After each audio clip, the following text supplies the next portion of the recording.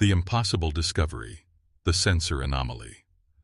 Admiral Crickstar stood motionless on the bridge of the hegemony dreadnought's stellar dominance, his 6 eyes focused on the holographic display that showed readings that should not exist.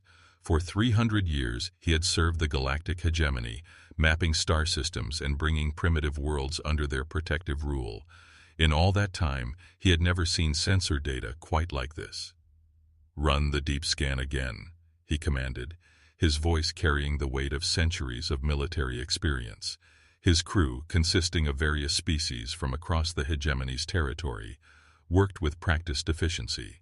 The bridge hummed with the sound of advanced alien technology, processing impossible information. Lieutenant Zarbeth, a crystalline being whose body refracted light in beautiful patterns, looked up from her station with confusion written in her prismatic features. "Sir, I have run the scan 17 times. The results remain consistent. There are massive energy signatures coming from the Outer Rim sector, 77 Alpha, but according to our star charts, that region contains only empty space and a few dead systems." The Admiral's primary arms crossed over his chest, while his secondary arms remained clasped behind his back. This was his thinking pose, one his crew had learned to respect over the decades. The Outer Rim was considered the edge of civilized space, containing only primitive worlds that had not yet achieved faster-than-light travel. The most advanced species in that region were the humans of Earth, who had barely managed to establish a few colonies in their own solar system. "Could it be a natural phenomenon?" asked Dr. Mordek, the ship's science officer. The tall, blue-skinned humanoid had served alongside Crickstar for 50 years, and had never seen his commander this puzzled. "Perhaps a previously unknown CIS, teller formation or quantum anomaly." Zarbeth's crystalline form shimmered as she processed more data. "Negative, sir. The energy patterns are too organized, too structured. If I did not know better, I would say these signatures indicate massive artificial constructs, space stations, orbital platforms, and what appears to be controlled fusion on a scale we have never encountered." The impossible truth. The bridge fell silent. Artificial constructs of this magnitude would require technology far beyond what any known species possessed, even the hegemony itself. The energy readings suggested structures that could house millions of beings, industrial complexes that could process entire asteroid belts, and power generation that rivaled small stars. Crickstar made a decision that would change galactic history forever. "Prepare a stealth reconnaissance probe. I want to know what is generating those signatures, and I want to know without alerting whatever is out there to our presence." The crew worked for hours to prepare their most advanced spy probe. It was equipped with quantum sensors that could penetrate most known forms of concealment and stealth systems that rendered it virtually invisible to conventional detection methods. As the probe launched toward the mysterious energy signatures, the entire crew held their collective breath. Hours passed as the probe traveled through the void toward the Outer Rim. When it finally reached the source of the energy readings, what it found defied everything the hegemony thought they knew about that region of space. The probe's sensors detected something that made Crickstar question his own sanity.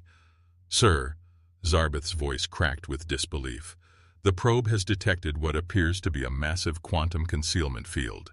Something is using advanced space-time manipulation to hide entire star systems from our long-range sensors." Dr. Mordek rushed to his own console, running calculations that hurt to contemplate. "Admiral, the energy required to maintain such a concealment field would be astronomical. We are looking at technology that makes our most advanced systems look primitive by comparison." The Admiral felt the familiar weight of command settle on his shoulders. Whatever lay hidden behind that quantum barrier represented either a massive threat or an incredible opportunity for the hegemony. "Can the probe penetrate the concealment field?" "Working on it now, sir. The probe's quantum phase array should be able to—" "Wait." Zarbeth's crystalline body flared with excitement. "Sir, we are breaking through. I am receiving clear readings from beyond the barrier." What the probe revealed on the other side of the concealment field shocked the crew into stunned silence. Star system after star system bustled with activity. Massive orbital habitats surrounded dozens of worlds. Industrial complexes harvested resources from asteroid belts with efficiency that surpassed hegemony engineering. Space lanes filled with spacecraft moving in perfect coordination between worlds. "How many inhabited systems are we looking at?" Krikstar asked, though he suspected he did not want to know the answer. Zarbeth worked frantically at her controls. Preliminary scans indicate at least 43 star systems with major populations, plus countless smaller outposts and mobile habitats. "Sir, this is not a small colonial effort. This is a full-scale interstellar civilization." The Human Connection, Dr. Mordek had been running linguistic analysis on intercepted communications from the hidden systems. His findings were even more shocking than the discovery of the concealment technology. "Admiral, I have decoded several communication channels from within the hidden territory. The language patterns match historical records for human communication protocols." Admiral Krikstar's 6 eyes widened in disbelief. "That is impossible. Our intelligence reports indicate that humans are barely capable of interplanetary travel. Our last survey of Earth showed a primitive world with limited spacefaring capability." "Sir, that survey was conducted over 2 centuries ago," Dr. Mordek replied carefully. "But even accounting for normal technological development, what we are seeing here is impossible. The advancement required to create this concealment field and the infrastructure we are detecting would require thousands of years of development, not mere centuries." Lieutenant Zarbeth interrupted with new information that made the situation even more complex. "Sir, the probe is detecting faster-than-light travel signatures throughout the hidden systems. Multiple signatures.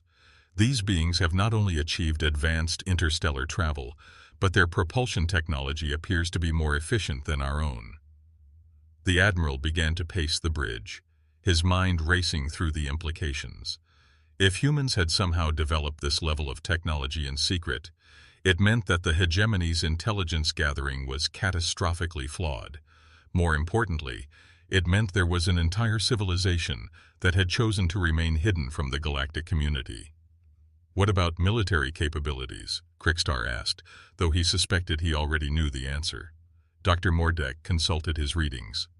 "Sir, I am detecting what appear to be defensive installations throughout the hidden systems.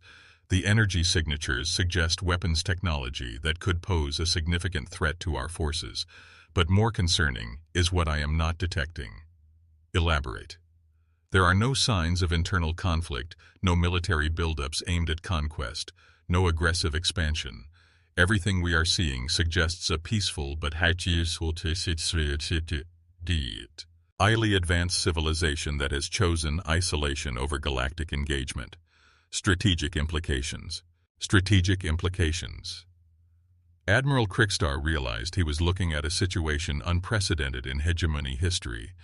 The galactic hegemony had built its power on the assumption that they possessed the most advanced technology in the galaxy. They had brought hundreds of species into their confederation through a combination of superior technology and military might. The discovery of a human civilization that not only matched but potentially exceeded their capabilities changed everything. "Sir," Zarbeth called out, "I am detecting movement within the hidden systems. Several large vessels are approaching the concealment barrier from the inside. They appear to be aware of our probe's presence." This was the moment Krikstar had been dreading. First contact with a potentially superior civilization while conducting covert surveillance was not an ideal beginning to diplomatic relations. "Are they taking aggressive action?" "Negative, sir. They are maintaining a respectful distance, but they are clearly observing our probe. Their scanning technology appears to be remarkable. I believe they have learned as much about us as we have learned about them." Dr. Mordek looked up from his station with an expression of wonder and concern. "Admiral, I am receiving a transmission from the hidden systems. It is in perfect galactic standard, our own diplomatic language." The Admiral straightened his uniform and prepared himself for what might be the most important first contact in galactic history. "Put it through." A holographic display activated in front of him, showing a human female with intelligent eyes and graying hair. She wore simple but well-crafted clothing and had the bearing of someone accustomed to leadership. Behind her, the Admiral could see what appeared to be an advanced command center with technology that looked both familiar and alien. "Greetings, Admiral Crickstar of the Soyuz. Hegemony Vessel Stellar Dominance," the human said with a warm but cautious smile. "I am Dr. Elena Vasquez, speaking on behalf of the Terran Colonial Alliance. We have been monitoring your reconnaissance probe and your fleet's approach to our territory." Crickstar found himself speechless for a moment. This was not how first contact was supposed to proceed. Where was the fear, the wonder, the confusion that typically accompanied a species' first encounter with galactic civilization? "Dr. Vasquez," he finally managed, "I am Admiral Crickstar of the Galactic Hegemony. We had no knowledge that your people had achieved such advanced technological development." Elena's smile became slightly sad. "Admiral, our people have been spacefaring for over 3 centuries. We have been aware of the hegemony for quite some time, and we have been waiting for this moment. Perhaps it is time for a more formal meeting. Would you be willing to accept an invitation to visit one of our stations? I believe there is much we need to discuss." As Admiral Crickstar looked at this remarkable human and contemplated her invitation, he realized that everything the hegemony believed about their place in the galaxy was about to change. The humans had not only achieved technological superiority in secret, but they had been watching and waiting. The question that haunted him was simple but profound. What else did they know that the hegemony did not? Part 2. The Revelation and Alliance. The Meeting. 3 days later, Admiral Crickstar found himself aboard a human space station called Harmony Point, and what he experienced there challenged every assumption he had held about human capabilities. The station itself was a marvel of engineering that surpassed even the hegemony's most advanced orbital platforms. It seamlessly blended organic curves with crystalline structures, creating spaces that felt both technos, logical and natural. Dr. Elena Vasquez greeted him in a reception chamber that overlooked the vast expanse of human space.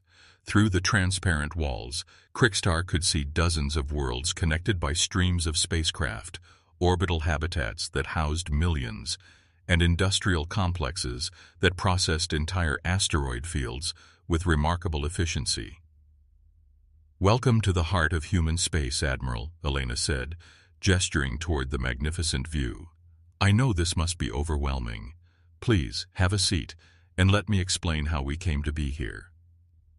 Joining them were Captain Marcus Wright, a tall human with silver hair and the bearing of a seasoned military commander, and Ambassador Velthara from Crickstar's diplomatic corps, who had insisted on accompanying the Admiral to this historic meeting.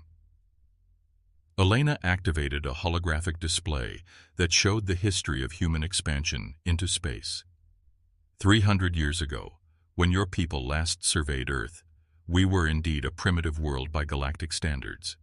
But we had something that perhaps your surveys did not detect, an insatiable curiosity and a deep understanding of our place in a dangerous universe. The Great Hiding, the holographic display, showed the early days of human space exploration. When we first achieved faster-than-light travel, we immediately began detecting signs of galactic civilization.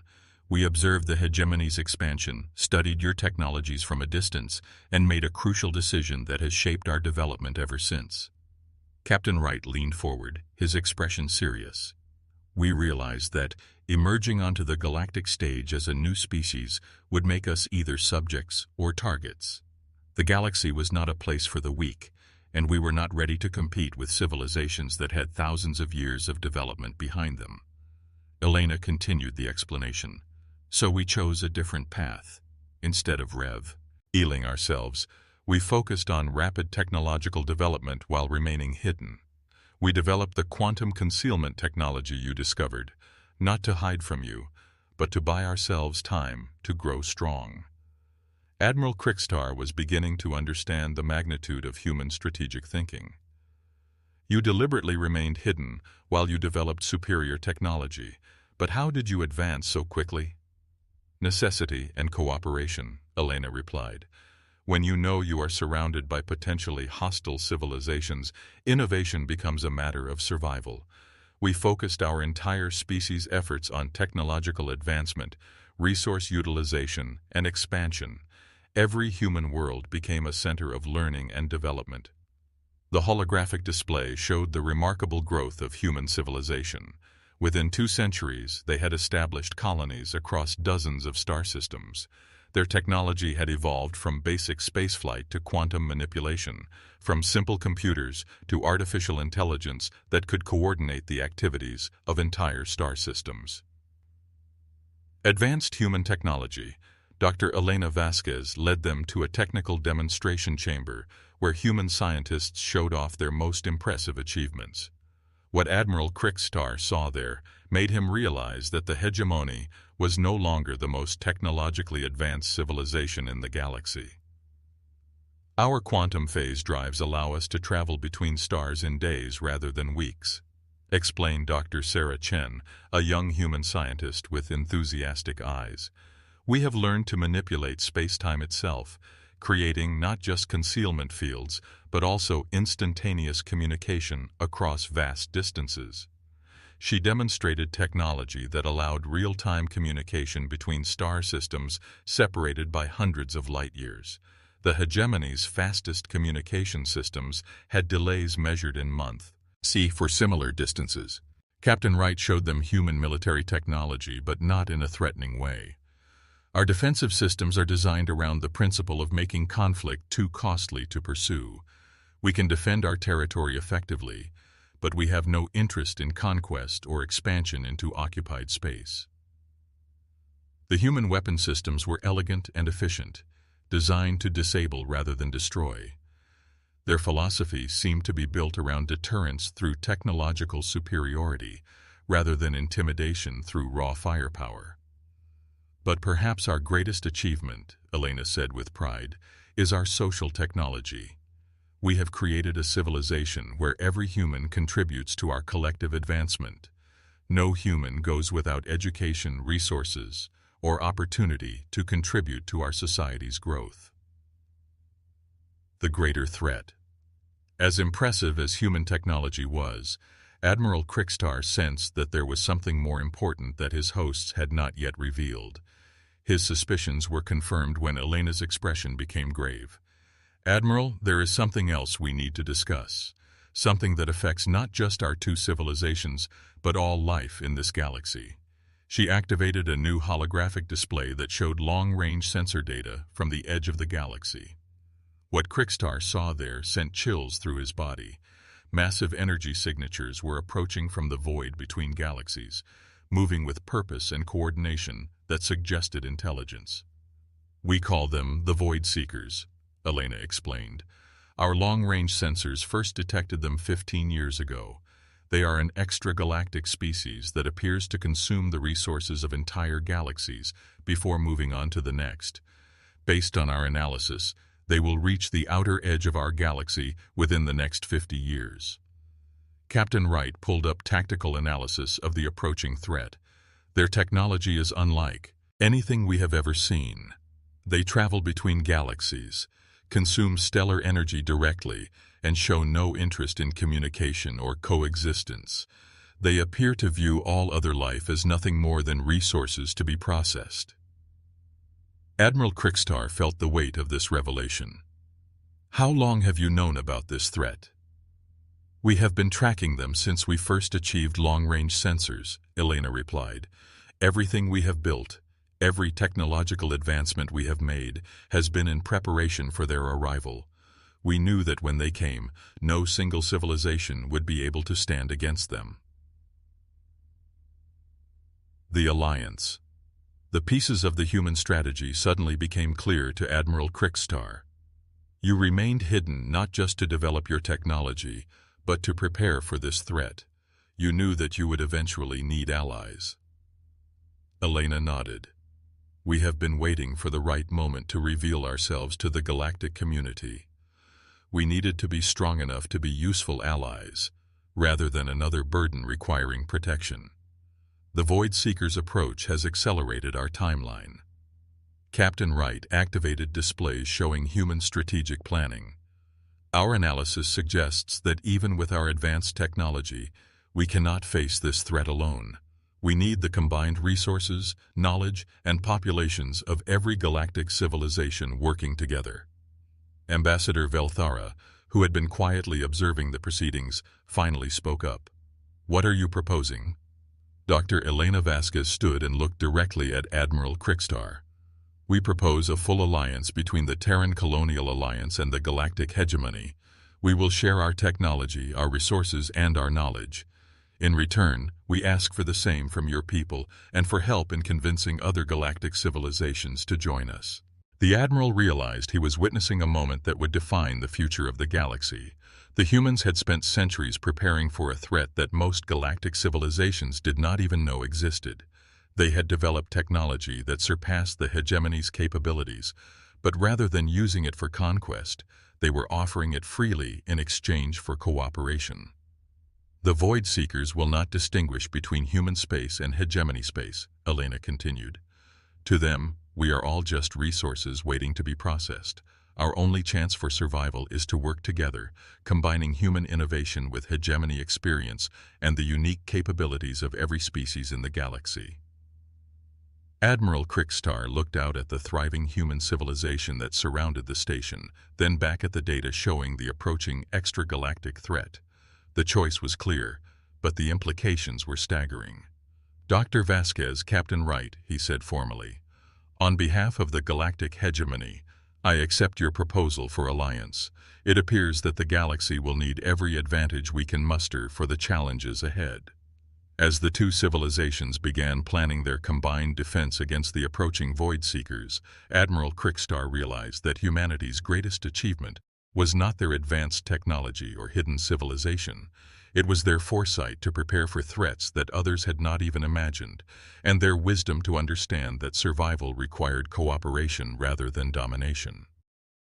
The galaxy was about to face its greatest challenge, but thanks to humanity's patient preparation and strategic thinking, it would not face that challenge alone. The age of human secrecy was over, and the age of galactic cooperation was about to begin.